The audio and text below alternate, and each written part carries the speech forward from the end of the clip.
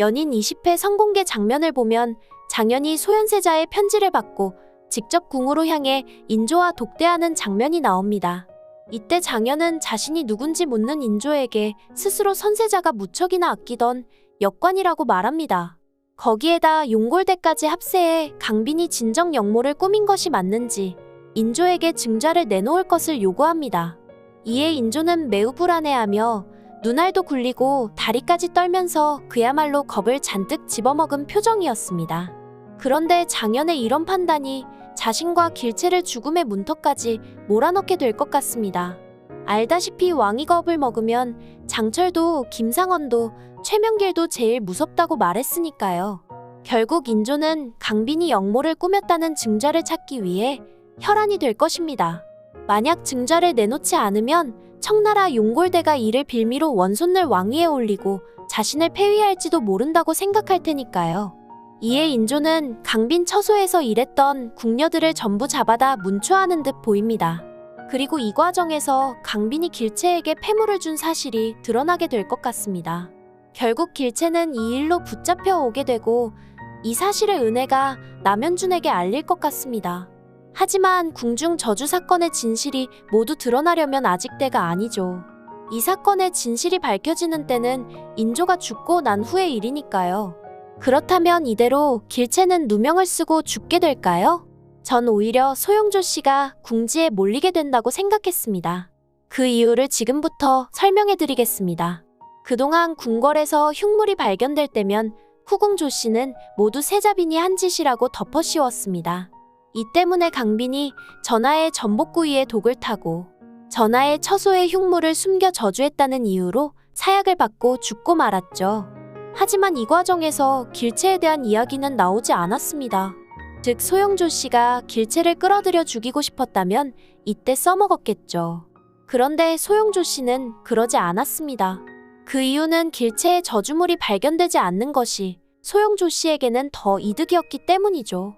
소용조 씨는 그저 환양녀의 저주가 담긴 장도가 필요했고 그 장도의 저주로 장렬왕후가 급사하는 것이 목표였으니까요.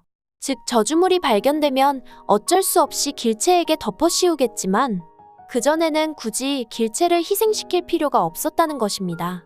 이런 이유로 소용조 씨는 길채에게 자신의 아들이 보위에 오르면 길채에게도 득이 될 것이라는 취지의 말까지 했었죠. 그런데 길채가 갑자기 궁에 잡혀온다면 소용조 씨는 어떤 심경일까요?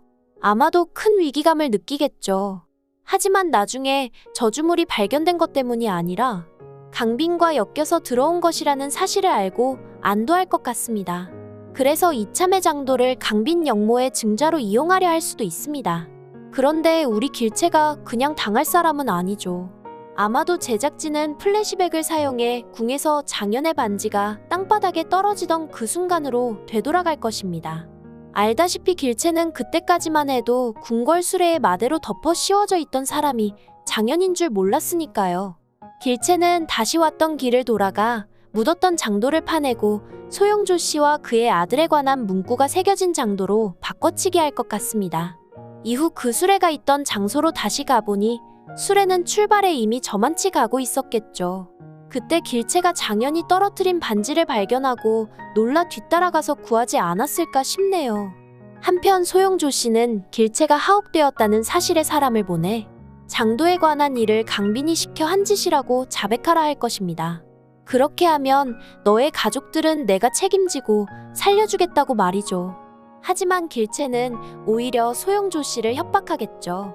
그 장도는 이미 자신이 다른 장도로 바꿔치기 했다고 말입니다.